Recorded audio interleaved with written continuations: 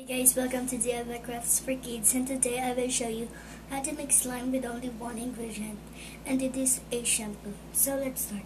First you need something to mix something to mix with, and shampoo.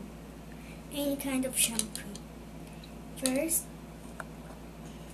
pour your shampoo as much as you want. Okay. Just a little bit. Okay. And then mix it. It's starting to be slimy.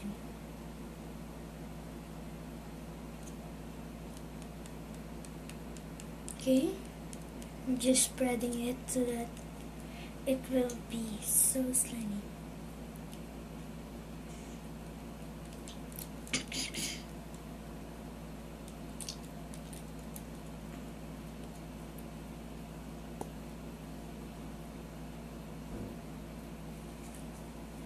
Okay, now put it on the refrigerator for at least maybe 5 to 10 minutes. Okay guys, so after 5 to 10 minutes our slime is ready. Okay, let's try to mix it.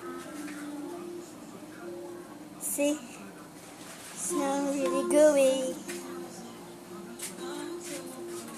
Mix it. Sorry, my hands are sick. See,